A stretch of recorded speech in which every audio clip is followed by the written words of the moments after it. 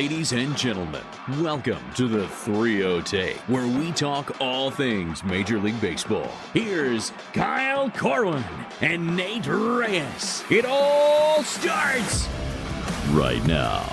Oh, welcome back to the 3-0 Take presented by SeatGeek. This is episode 484. I'll be your host, Kyle Corwin. I'm here with my co-host, Nate Reyes.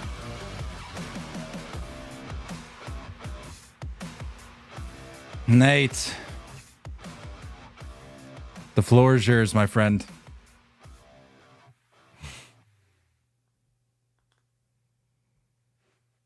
And that'll do it. Thank you guys for a World Series following along with us. We'll catch you guys in the offseason. What happened, dude? What happened? There's so many things we could pick apart about this game, but the reality of it is this: we should be gearing up as baseball fans for Game 6 in LA. Like, that's just the reality of it. And I know people are going to say, well, the Dodgers just had an incredible comeback. They absolutely did. But if it weren't for the possibly the most random baseball game of all time, this thing is going 6. If not 7. What a wild baseball game to end the season. Unreal. Yeah. One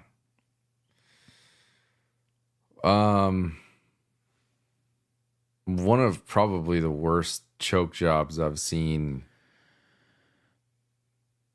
ever. I mean, I guess we can blame that on recency bias or whatever it is, but no, Aunt Kathy, I did not have mac and cheese and Dino Nuggets. So who's really to blame here? Is it on Rizzo or is it on Nate? I think we have our answer. I think we already know. Tell me what was going through your mind this game. I mean, like we talked about just before we hopped on, a roller coaster. I mean, that's really the only way you can put it. I mean, this had. And I just said, most random game ever. It had everything. How, as a Yankees fan, how in the world were you like coping with the ups and downs of this game? Not well. Not well. It had a picture perfect start.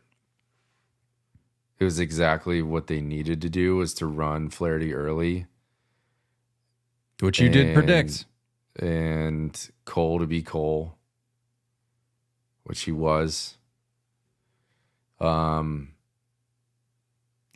It's just, they said it on the broadcast and they're not wrong. Like, this team had holes, this team had flaws, and they were very much just exposed in this series and in this game. I think in my mind, I really had this chalked up as a win. Like, even before the game, I really did. I think a lot of Yankees fans did. You know, like Cole on full rest. I think they showed the stats before the game. When he faces the team a second time in the series, he's better than the first time. And so I think I had it like chalked up in my head of like, cool, like, you know, not recording tomorrow night, gonna record again Friday night. Like, how does that gonna work? You know, it is what it is, man. The Dodgers, like, as much as I feel like we lost this game, I think the Dodgers, like, we can't just dismiss that. Like, we can't dismiss how good they are and how dominant they are. And, you know, like, Dave Roberts did, I think, an impeccable job managing. And yeah, like, I'm sorry, I'm struggling to find words. I had a few innings to wrap my mind around it. I had basically the full ninth inning, because once it didn't happen in the eighth, I think I mentally kind of started to process that it was all done. Yeah, I mean, Yanks bringing 7, 8, 9 up in the ninth. Yeah. Not ideal. Yeah. Do we want to talk? I'm trying to tread lightly here, but do you want to just dive right in to where it all went wrong, to where the game just completely flipped on its head? Yeah, I mean, I guess I think, like I said, it started great. The Yankees did everything that they were supposed to do. I've yet to see the game, the win probability chart. I need to find. I'm sure it's pretty high. I mean, can somebody point me to the win probability chart for tonight's game? I need to see this. Yeah, 5-0 through what was it? It was in the fifth when everything kind of collapsed, but it just everything felt like it felt like it was going back to LA. Like everything, I think everybody in the world felt that way. I think there was probably some Dodgers in that dugout that felt that way. But the fifth inning, I mean, started with a Kike single. I think I'm gonna relive this inning for a while. Oh man! Started with a Kike single, kind of like this soft liner, fly ball, kind of a humpback liner that, who was that? Was that Will Smith that hit that to Judge? Yes. Will Smith hit that to Judge. You can see it clear as day. His eyes are kind of just peeking at the runner, which Kike was working his way back to first. It wasn't like a crazy secondary took off towards second. Like he was very much going back to first. There was no play at first. There was no play on the runner whatsoever. Clanks off of Judge's heel of his glove as he looks away. Ground ball to Volpe. Volpe makes the right play. As a shortstop, if you're taking into that 5-5 hole, first and second, kind of an easy play to third. Jazz was there on time. It's just, he spiked it to him. Would have been a crazy, crazy dig from Jazz. Doesn't happen. And then you watch Garrett Cole do Garrett Cole things and punches out Lux, punches out Ohtani, 2 outs, bases loaded. And you're like, this is still salvageable. Like, this is still, if this happens, like, it feels like it's smooth sailing. It feels like we can overcome these horrendous, easy baseball mistakes that have happened throughout the year, that they've slugged their way out of, that they've managed to score enough runs to kind of hide this stuff. And it wasn't meant to be. Mookie hits a very routine squibber to first base, and I think it had some English on it. I think it was some weird spin that kind of caught Rizzo, but the truth is, as good as Rizzo is, there's big bad moments defensively in this postseason that we witnessed him have. Now, I mean, should Garrett Cole have been there? 1,000%. 1,000% should have been there. But why are we sitting back so much on that? It is Mookie. I'd rather come up and get that and take the bag myself. I'm not going to sit back. So, yeah, Cole doesn't cover. Run scores 5-1. Freddie jam shot single up the middle. 5-3. I mean, that's come and get that, dude. That's what we're looking at right there. Come and get that. It was about a split second later where you see Cole point to point to Rizzo to get to the bag. I'm like, my guy, we got to be at least in the vicinity. If you want to sit back and let Rizzo take that, so be it. But it's never the pitcher's call, first of all. Like it's never the pitcher's call. He just has to be there. And He's it's up to gotta the be first there, baseman and to decide exactly. to wave him off, and didn't even give Rizzo the Exactly. opportunity to. Exactly. Bit of a brain fart. I think it was like, you know, when you punch out, bases loaded, no outs, you punch out back-to-back guys, you make the pitch to get a ridiculous hitter in Mookie who has good numbers off of you in his career. I think there's just this sigh of relief that happened too soon. And anyway, yeah. Was it at that point, or was it elsewhere in the game, or maybe even that inning? Or no, it would have either been at that point or somewhere else in the game. But I remember Smoltz saying, it was something to the effect of, you can't think about having one out left. You just have to make your next pitch. That was that moment. And like I know he made the pitch. Yeah, and like we get on Smoltz a lot for some of the thing, like the more obvious things he says, but in that situation, I totally understand what he's saying there. Like, it's exactly like that moment was exactly what he's saying you can't do. You like, and not just for Cole, but like defensively too. Like you can't rest on the fact that you just escaped with 2 outs, and you're like, okay, I think we're in the clear here to get this final out. Like you have to lock it in even more so at that point to ensure that everything stays where it's at. And we saw the slightest, you call it the biggest, call it the smallest brain fart defensively, and it quite literally cost them the World Series. If you get out of the 5th inning, we're going back to LA. Oh, 100%. Like, I genuinely feel that. I mean, it doesn't matter. It is what it is. But, yeah, like I said, Freddie single after that, 5-3. I think a curveball hung up in the top of the zone to Teoscar for a 2-run double to tie it at 5-5. Insane to me that Cole came back out.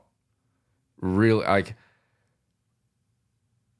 That was his impressive. Brain fart, like it feels like it gave me like Nathan Eovaldi back in, what year was that? 2018? 18, yeah. In LA. Like it gave me that vibe of like, they lost that game. Muncy hit a walk-off, but like to like take one for the team, to go back out there to like just kind of nut up, for a lack of better words here. Like that's what that was. And offense just doesn't really, I mean, they scratched one across, but like it just wasn't enough. And that's what I don't want to get lost here. By no means am I like a Cole defender, Cole sympathizer here, but like that's what I don't want to get lost in this whole conversation about the final game here is Cole. And I'm not saying that you are taking this angle with it, but I don't want it to feel like Cole came back out just to chew up more innings. Outside of the defensive miscues cost him, or not cost him, but ultimately cost the Yankees the game. But it was not a result of Cole. Sure, you could point to the PFP miscue there, but you talk about Judge dropping the ball. You talk about Volpe spiking it to third. Like there's other things at play there that weren't necessary. It was a different outcome in those moments than Cole just giving up a 3-run bomb and then giving up back-to-back solo shots or something. Like it was completely different. Which we've seen. Like we've seen like a mental lapse. We've seen like a, where that hardo mentality just kind of cracks and he's not able to, keep it rolling. I've seen those starts before. It wasn't that. I was really impressed with what he did. I think it was really gutsy and super impressive, because like it was obvious that the Yankees bullpen was, completely thrashed at that point. And it was, a little bit about chewing innings, but it was the fact that like, I think he was at 89 pitches at the end of that 5th. So it was like, let's keep it rolling, man. Like you got plenty in the tank left. It's the end of the season. We need to empty it. And again, like you were saying, he was untouchable. But this is like the Dodgers hoisting the trophy right now, like as we speak, is because of this is what good teams do. This is what good teams do. They take advantage of mistakes on the other side. They don't shut it down after being down that much. They relied on multiple guys to get it done. You know, like you didn't see some dominant, crazy offensive performance, but it was like a gutsy thing. I think Smoltz or Joe Davis said that there was a Dave Roberts quote that was like, the Dodgers have been talented before, but they've never been tough. And this was a tough team. Like they were talented and tough, and they got it done. And like, there's only so much I can say, you know, like it was just, they deserve it. Like, as much as the implosion handed it a game early or 2 games early, the Dodgers deserved it. They played a cleaner series. They did all the things the right way. And like I said, I think like game 4, that Volpe grand slam kind of covers up some of the mistakes. And that's what the Yankees have been able to do throughout the year, is that those mistakes, those blunders are covered by managing to get W's, just somehow doing it, typically done by the long ball. And you made your bed. You know what I mean? Like, it's embarrassing, dude. Like, it really is. Like, as cool as last night's win was, as great as this first half of the game tonight was, like, it really, like, genuinely, it happened in such an embarrassing way. Like a bad high school baseball type way. Right. For so many things to go wrong in the ways that they did, for all of that to happen in one game, and the deciding game ultimately, that's tough. And honestly, like for the Dodgers, you talk about the Dodgers playing a cleaner series. The Dodgers played we're talking big picture here. The Dodgers played, in my opinion, the better series.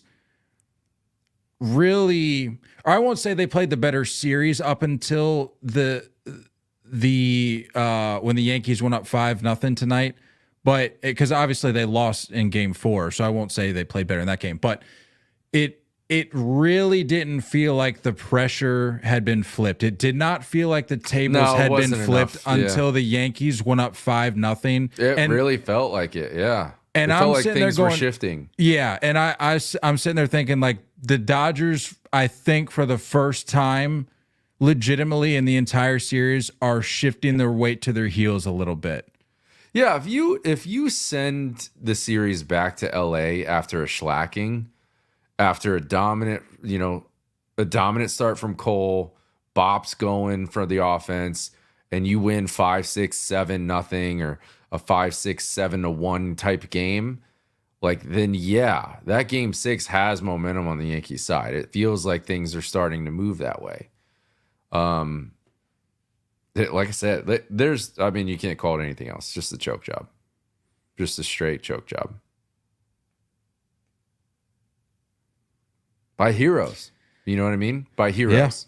Like, it wasn't a Gleyber Torres where we've seen all year. It wasn't like some type of goofy mistake by Verdugo. It wasn't a Stanton being slow on the bases. Like, it wasn't that. It was like your hero who started to make everything right in this game, and Aaron Judge made a crazy play in the gap, catching that ball up against the wall.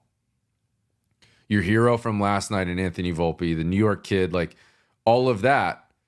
Garrett Cole, your horse, your side, like, it was your heroes that made these mistakes. It's a World Series champion and a clubhouse leader in Anthony Rizzo. Like, I could go down the list. It wasn't the no-names. It wasn't the guys that, like, oh, the Yankees are just picking up the slack for these guys. No, these are the guys. And all of them let you down. And we're not going to remember Aaron Judge's home run. We're not going to remember that crazy play in center field. We're not going to remember that.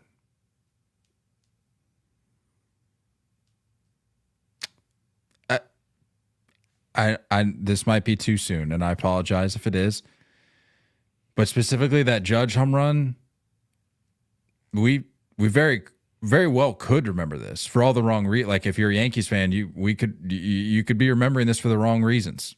I'm gonna remember this game. The way we look at Trout, the only hit he had in the postseason in his career, a home run in Kansas City. Obviously, different stage here in the World Series for Judge, but his only real moment, his arrival to the postseason or the World Series, I guess, if you want to call it the postseason, his real true arrival, like capturing in a bottle what he did this season and finally bringing it to the postseason, was that home run, in my opinion. And it ultimately was for nothing. But if depending upon how the way the rest of his career shakes out, that's going back to my original point. This could be something we look back on as baseball fans. When you're talking legacy, you're talking like postseason accolades and resume and all that. But I don't know. It's too soon, obviously, to talk about that because that's more. No, I'm saying big picture. Like that's more of a down the road conversation. But probably. Yeah, I think you said it best, man. The Dodgers just played a cleaner series. They were more fundamental. Like there were certainly moments for both teams throughout this series where you're kind of sitting there scratching your head a little bit. But there were fewer of those moments for the Dodgers, and I think ultimately that's why they're the ones holding the trophy tonight. Yeah, like let's give them their flowers. You know what I mean? Like if you're a parent of like a young kid and you want them to learn how to watch baseball, like this was the team. This was the team to watch. You watched hard 90s. You watched bullpen guys toughing it out and just really emptying the tank. You watched excellent play in defensively. Like I can't.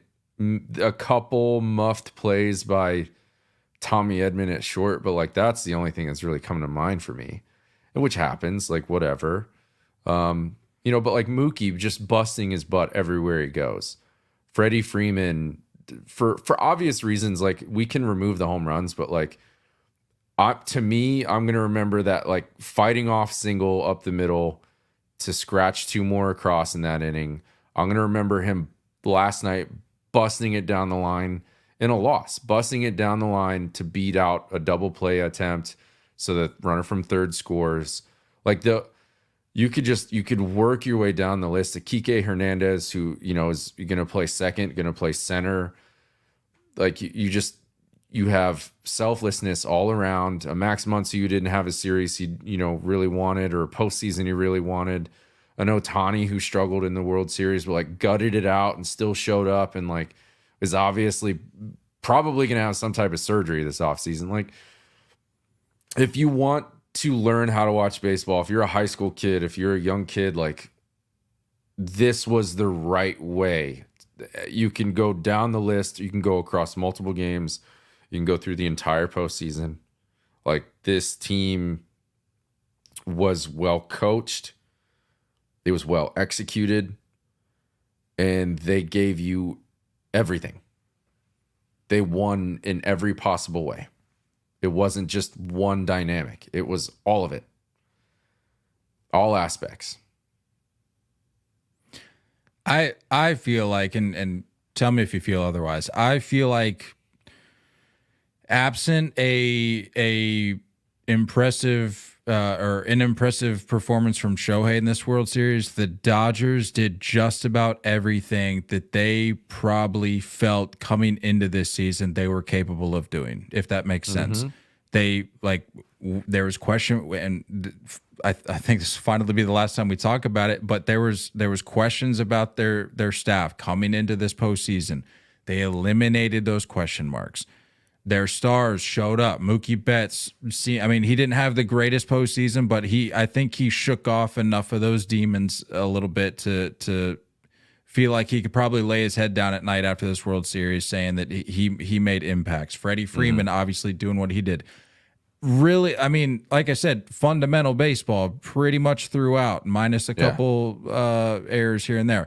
Yeah, but really outside of a sort of missing Shohei for the most part, he was pretty much MIA. They I think you said it. They check the boxes. And like you sit there and talk about payroll all you want with this team, but like, how much more evidence do you need? And I put out the tweet. What was it yesterday? I think it was before Game 4, which they ultimately ended up losing. But it was. I said, if and when the Dodgers win the World Series, don't be upset because they spent money. Be upset at your owner for not. 100%. And I still believe that. Have it like in the moment they hadn't won it yet.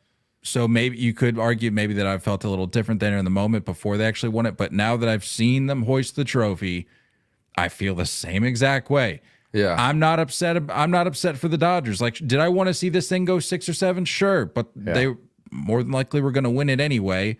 So to sit here and ridicule the Dodgers, and like, if you're a Dodger hater, I understand, whatever. I'm not going to convince you anyway. But if you're just an objective, reasonable baseball fan that doesn't necessarily have any ill will towards the Dodgers, don't be upset for the way they went about this. The reason you might be and most likely are upset at the Dodgers is because they're doing it in a way in which your team is not. You wish you had this kind of star power on your team. And if you say otherwise, you're not fooling anybody. Who are we really kidding? Well, it's not just that. It's selfless star power. And anybody out there, and I mean, I guess the next one we're going to see is Soto, but like, I hope that this is a representation of like the best player on the planet was selfless financially in order for this to happen. In order for these moves to be able to be made, in order for a roster to be filled, like to take all of that money deferred, and we can sit here and discuss the reasons as to why he did it that way. But the truth is, I'd like to think he's a winner, and he wants to be able to get this done. He wanted to be able for the Dodgers to have an opportunity to go get a Yamamoto, and to give this team an opportunity to make some additions at the deadline. And if you're a superstar and you're sitting there saying, I want the paycheck I deserve, how do you look at the best player on the planet and see that he's not doing it that way while he's hoisting the trophy, when he in fact didn't really do much in the World Series to do the hoisting? You know what I'm saying? Like, it's kind of crazy. And you talk about, a Tommy M and a Kopech, like, coming to mind right away at that deadline. Those are two moves that played immense parts, like some of the biggest parts for the Dodgers in this run. So I think we've had conversations about teams getting hot and just catching fire and riding that through the postseason and just managing to play baseball at the right time and doing everything well and, somehow sneaking it out and being that underdog story. And then you have other winners that just won from day one. They pressed all the right buttons in the front office. And you have an entire lineup who's extremely selfless, who is just worried about winners, just worried about winning. And yeah, it's hard to look at that team and not be jealous of, the top three guys being MVPs. But it's out there. It can be done. And I hope that, like, part of me wonders how much this sits with Soto. He sat on the top step and didn't move. You watched the celebration. He kept his helmet on. How much of that is sinking in of like, yeah, I could get 600 or 700 this year. How do I work that to getting what I deserve, but still being able to do that and celebrate with my team, wherever it may be?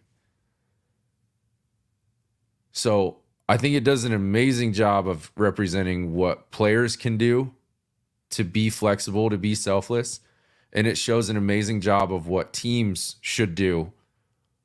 And for those owners to start spending money and putting a product out on the field and understanding that whatever this viewership was for the World Series, even though it was somewhat of a letdown compared to the hype before, that this was worth it. You got your money back. So bravo to the Dodgers. Genuinely, bravo. They deserved it, and they got it. I don't know, man. I still feel like as I'm not speaking about the Yankees fans specifically, because obviously we know what they wanted to happen, what you wanted to happen.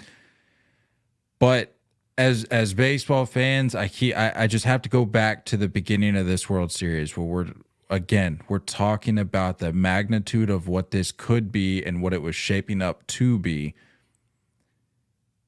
I just feel like we were left for wanting just a little bit more. And I was talking to Meredith about it tonight, and because she was out, and at the time that she left, it was 5-0, and she came back, and it was 7-6 in the eighth, and she was like, "Oh my goodness, this is close." And I said, "Yeah, but I just don't really." I forget exactly what I said, but it was something effective. Like it's really not gonna scratch the itch unless it goes 6. Even if they go to New York even if they go to LA and drop game 6, at least get it back to where it started.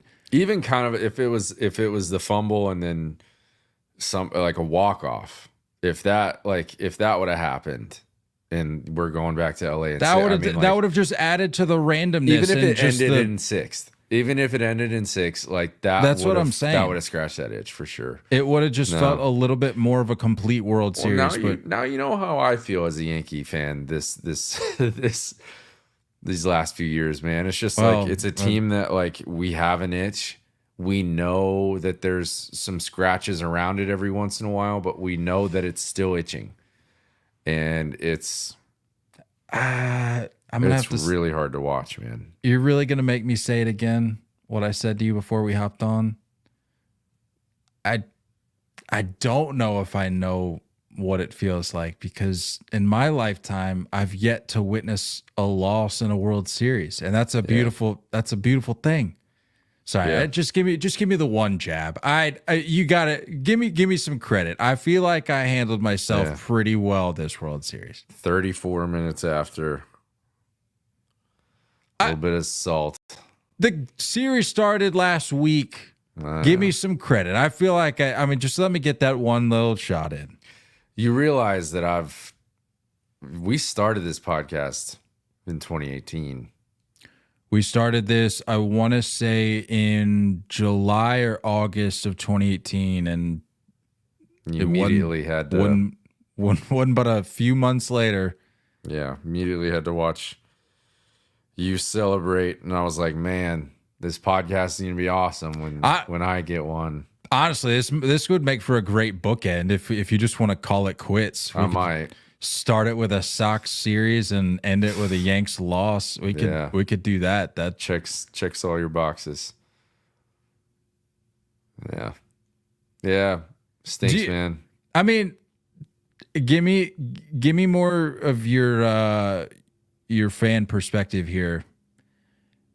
Where does it? No. As neutral as I'm trying to be at the moment. Yeah, and I mean, I commend you for it. But give me, like, from the perspective of a Yankees fan, where do you go from here as a fan? Like, do you hold out hope that maybe you can build off of this? Do you feel like this was the end of the rope? Like, do you feel like you kind of hit your limit here, and that you maybe assume that Soto's walking out the door and this was your one shot? Or like, I mean, I know it's raw right now, but like, I know you, and I know your ability to think pretty rationally throughout the series. I mean, for goodness sakes, you were talking before the series even started. You're like, I don't know how this team got here. I don't see how anything positive could come out of this. So you were kind of already sort of there a little bit. Yeah. Well, but it sucks, man. It sucks that like I think there's a few fan bases out there that can really say I told you so and be right about it. Like the holes. Okay, Robert. The holes. I mean, is he lying though? For those of you listening, Robert in the chat said the Yankees were worse than the Mets in the playoffs. Not even the best team in New York. Okay. I'm not going to sit here and just take Mets trash talk. Get out of here. Oh goodness. Hold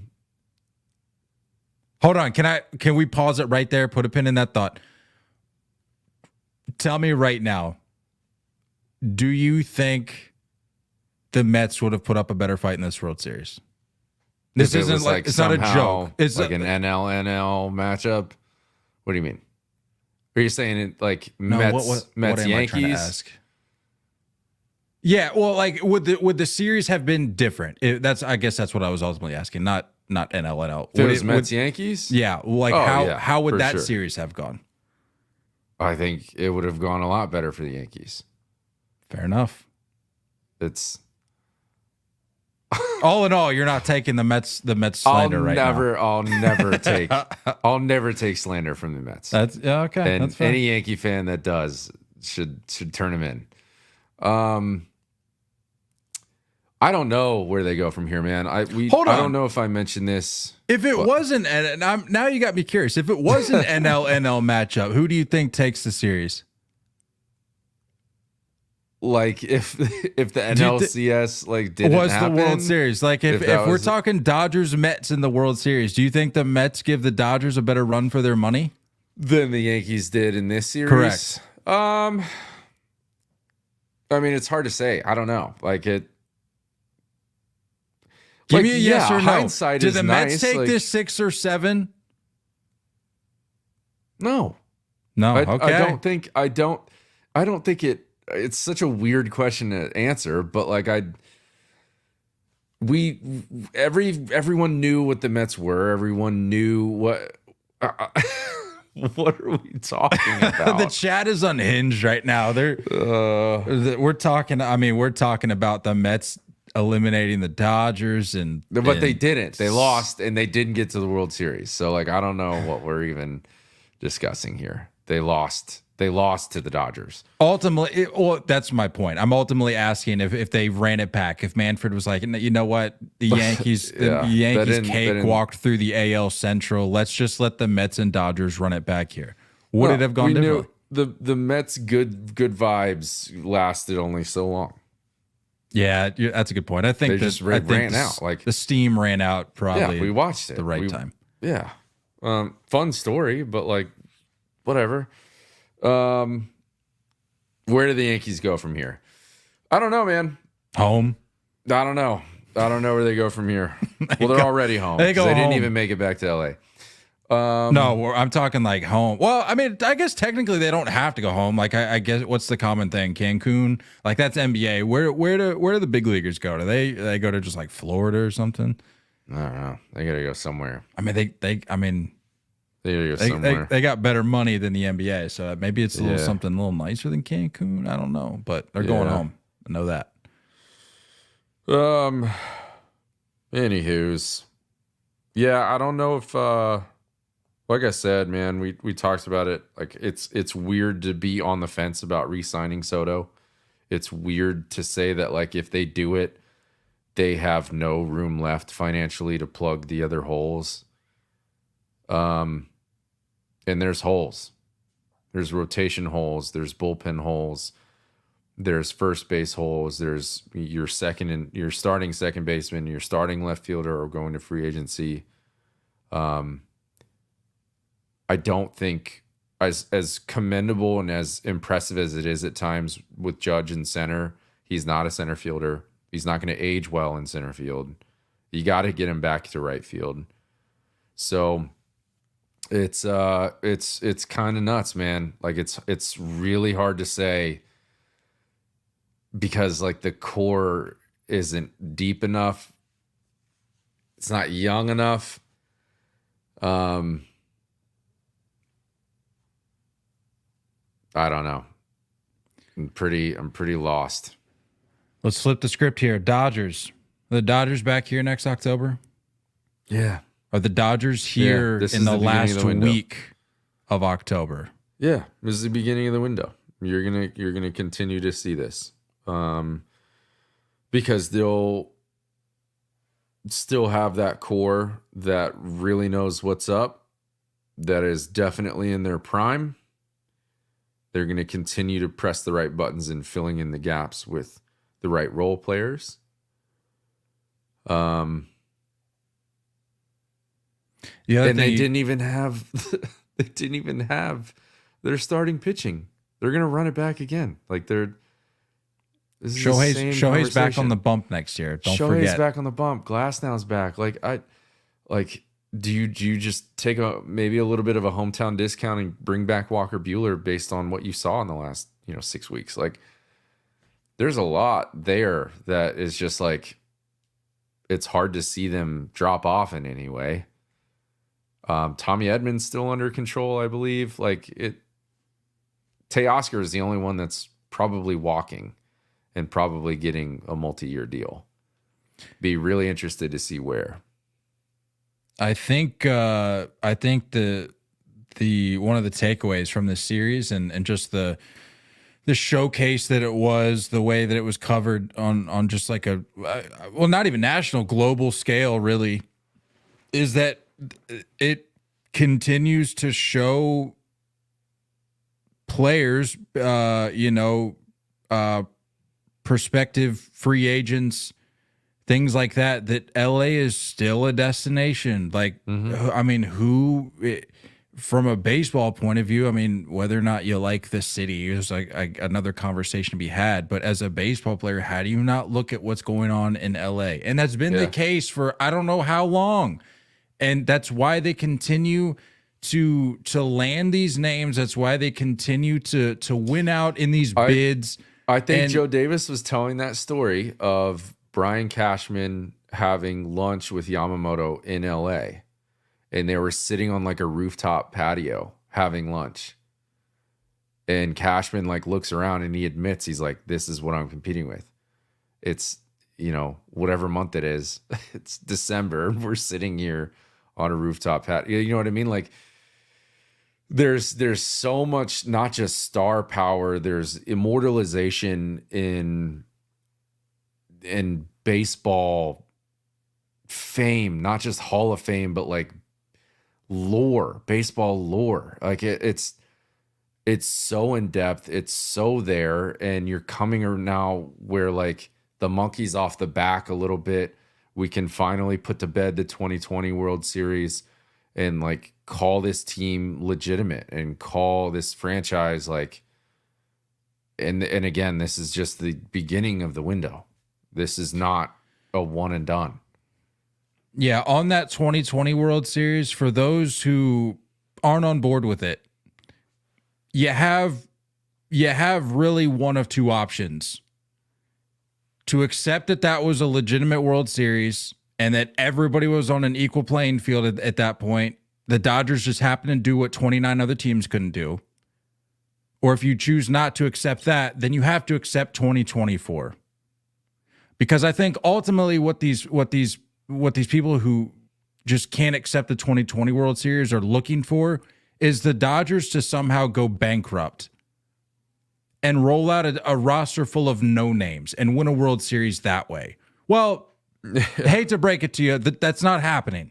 Yeah. That's not how the Dodgers operate. And I think that is the root, going back to what we talked about, that is the root of your issue with the Dodgers.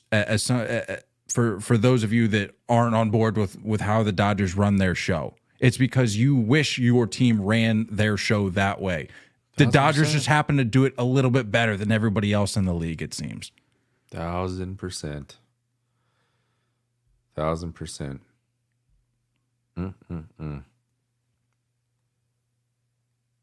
You can go back to those moments too, in the season where Mookie gets hurt in the conversation of like, do we bring him right back to short? Do we push him back to right field?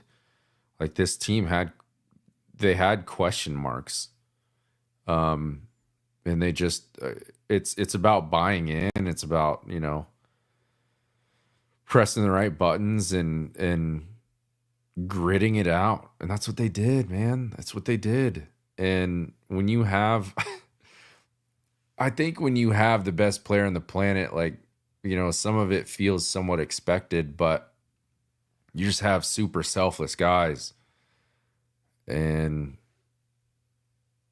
yeah, overall, I'm super impressed. I really am super, super impressed on all aspects of the LA Dodgers. Can you help me make sense of my take from back in March when Been we had saying it since March, when we had our hot takes and predictions episode, and I said that the Dodgers were not going to cakewalk to the World Series.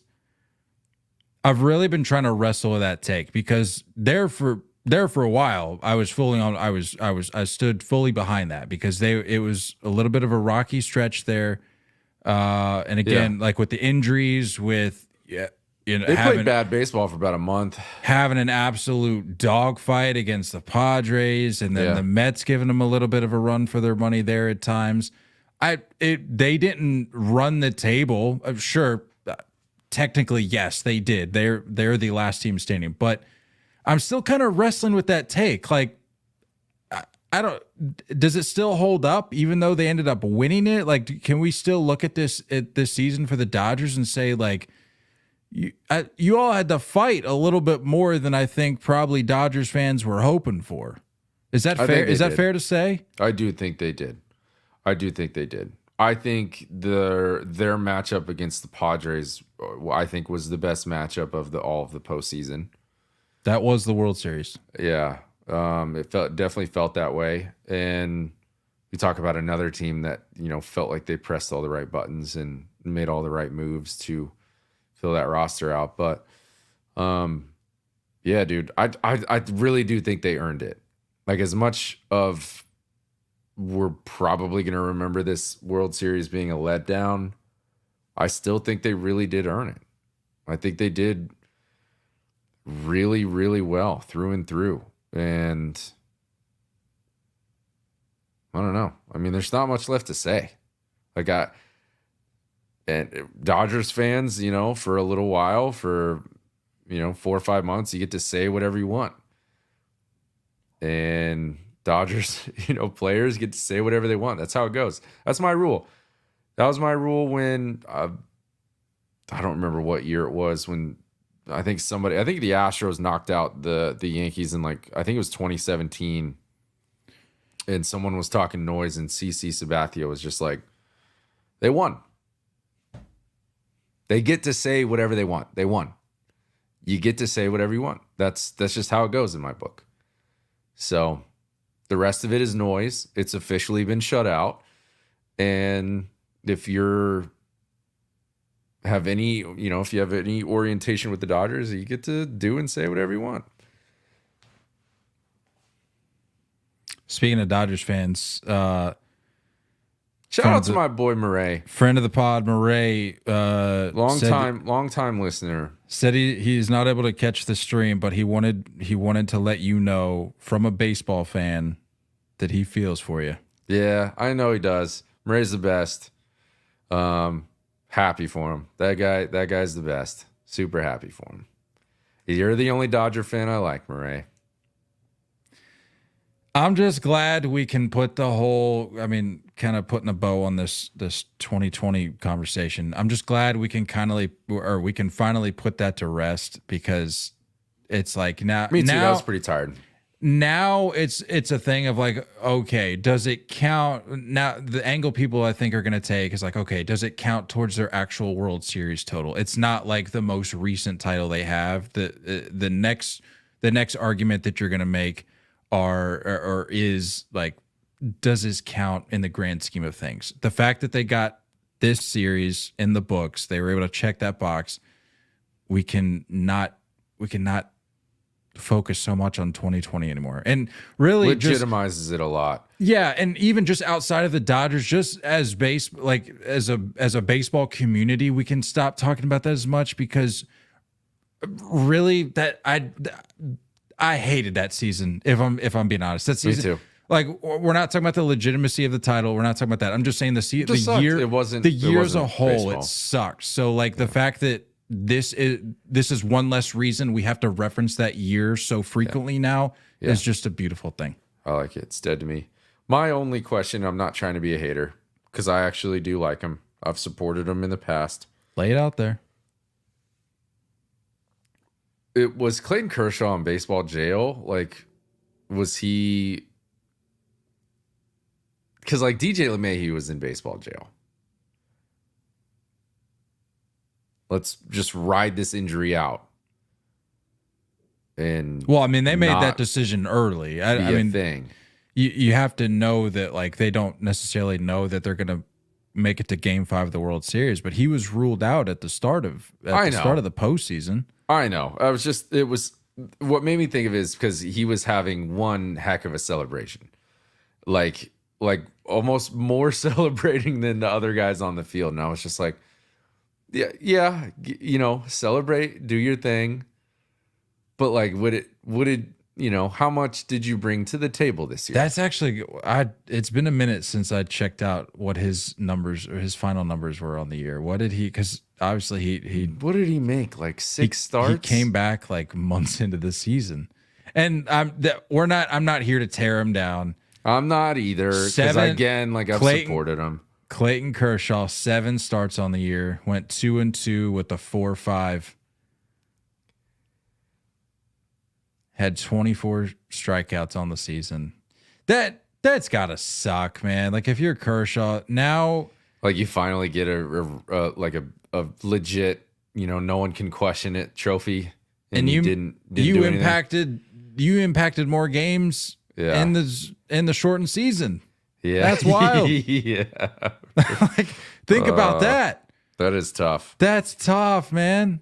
That is really tough. And I'm seeing a report here, by the way. Aaron Boone is expected back as Yankees manager in 2025. That's just per Andy Martino. You couldn't just let me get through the night without that. I couldn't have some hope waking up in the morning, this idiot being fired finally.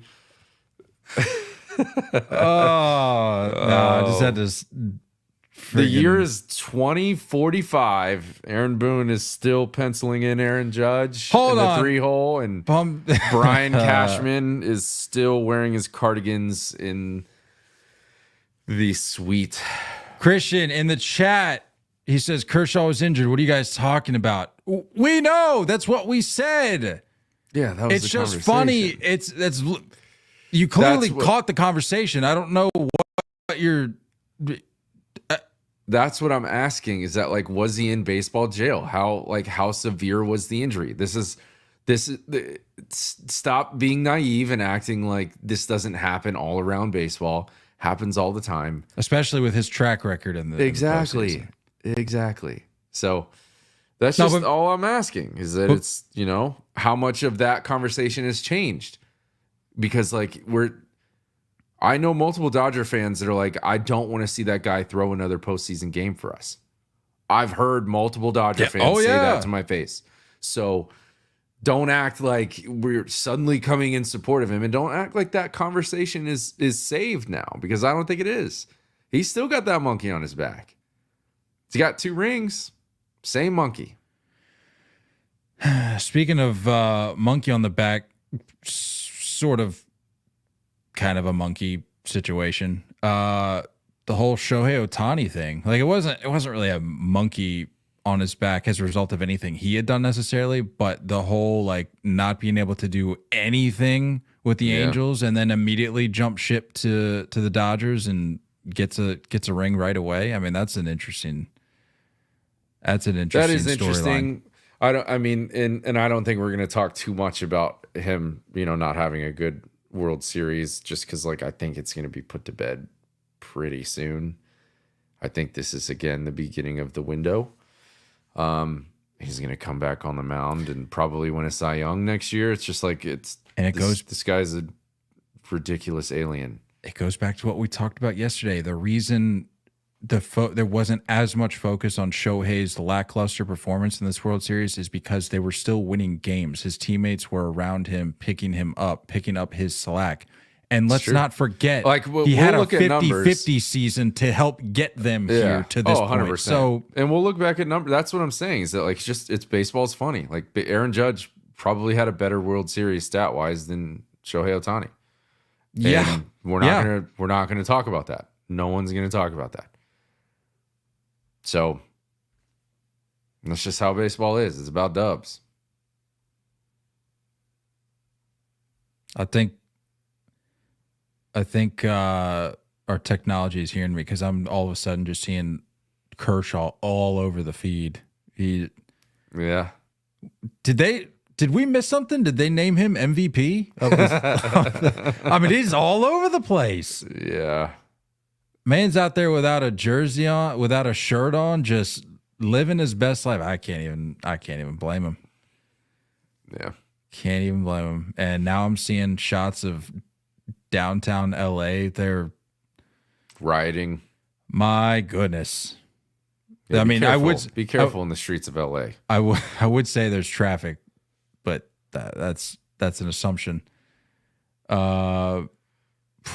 I'm seeing an A-Rod quote here. This is one of the greatest meltdowns that I've seen in 40 years.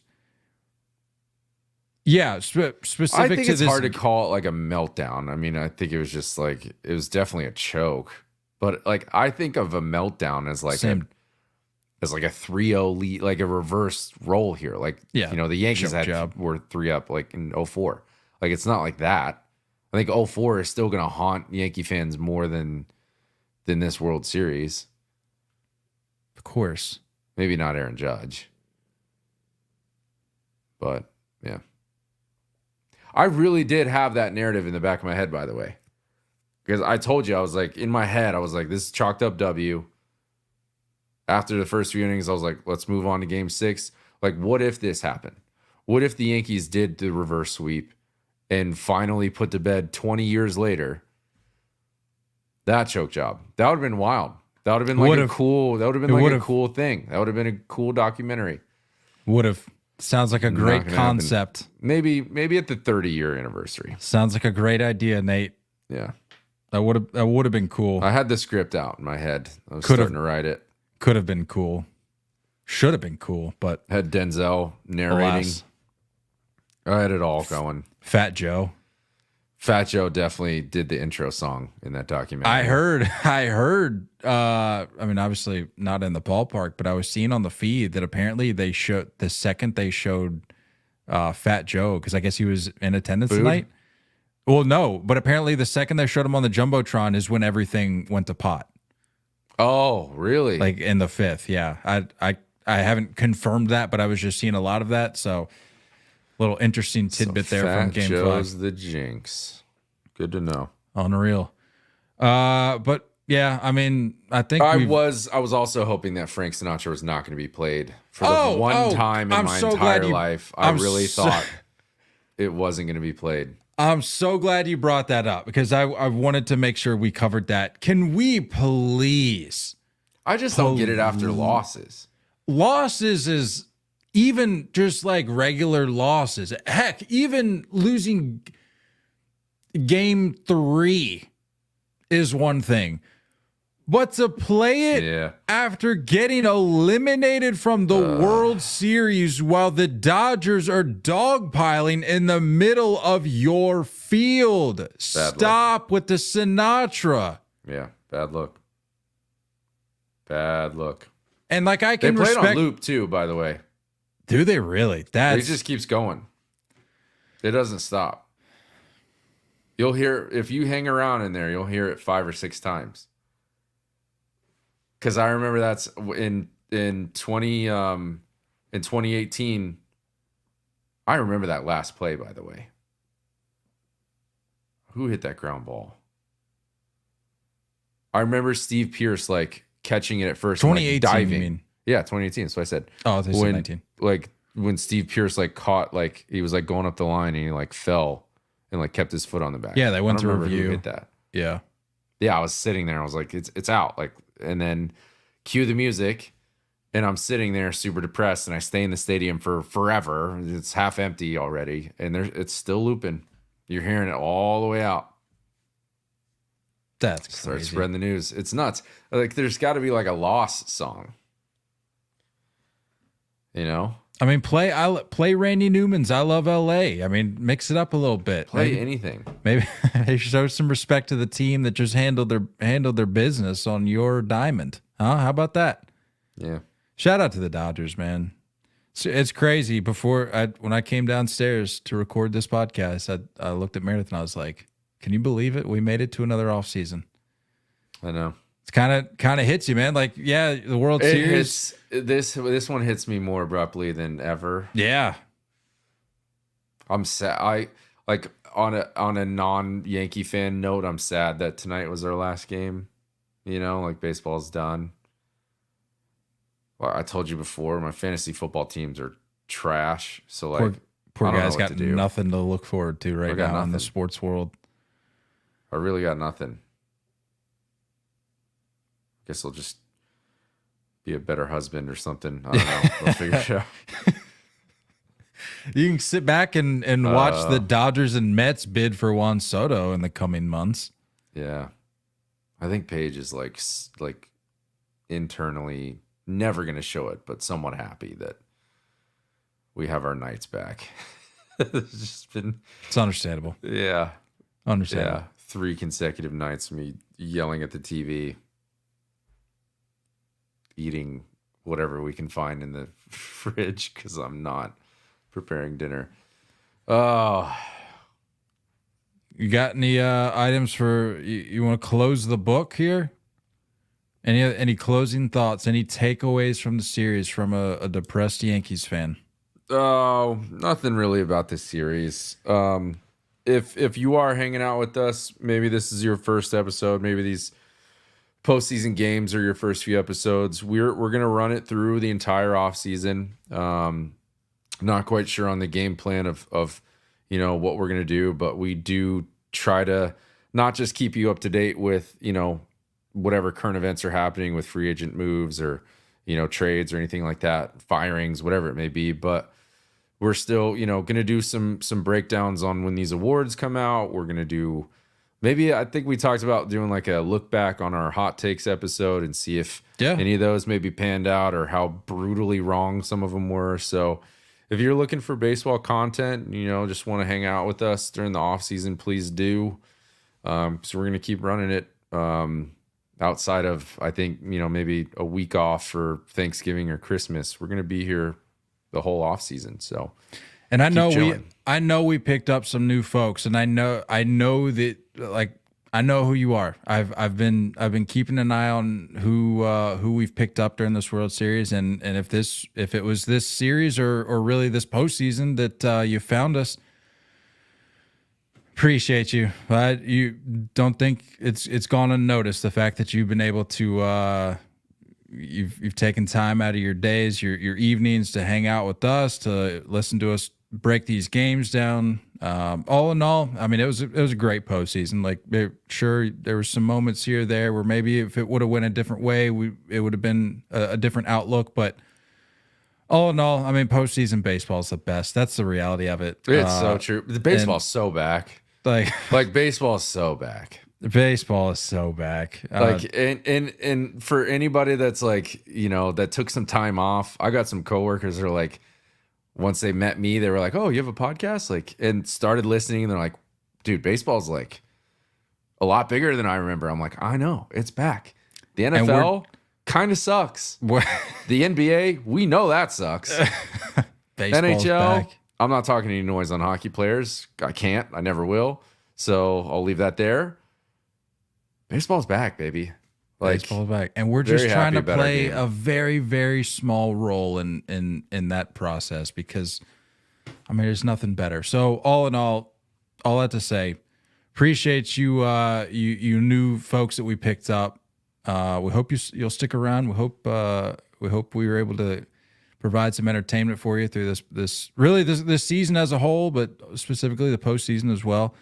Like Nate said, we're gonna keep it coming this offseason. I'd kind of tinkered with the idea of maybe keeping it to twice a week, like we did during the regular season. But I don't want to. We shall see. I don't want to make any promises that we won't be able to keep. So I'm just gonna leave that there. But tip of the cap to you, my friend, for a great year, great postseason, and particularly this World Series for keeping a steady head on your shoulders. Because I like to rib you with the whole Yankees thing, obviously, but it's tough. Some gut punches. That's tough to go through, and the fact that you were willing to hop on for 5 games to talk about a rather lackluster World Series for your team. I mean, that's commendable. So I tip my cap to you, my friend. Thanks. I appreciate it. Should we get out of here? One final sign off for the 2024 MLB season, cruising into the offseason.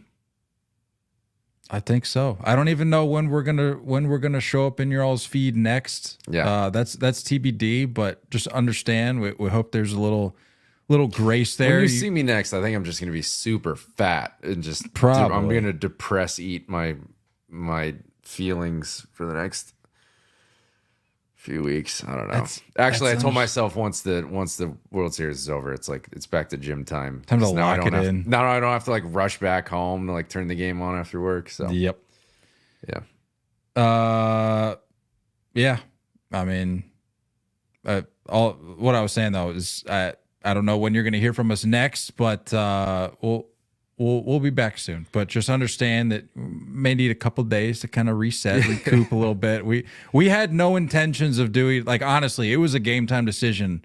Literally, I think the day of game one. Yeah. The day of game one, we're like, we should do this. And yeah, we did it. We ran it each game. We were just going to do the off days, episodes on the off days. But, we called I'm glad we did this. I really am. This. I told Meredith, she's like, how do you feel like that sort of rhythm went? I was like, honestly, it was not nearly as taxing as I thought it'd be, and it was kind of enjoyable, Speak for yourself on the taxing part, but yeah. Well, yeah. Well, the podcast is. I'm not talking about the series. I'm saying just the rhythm of being able to bring the podcast to the people.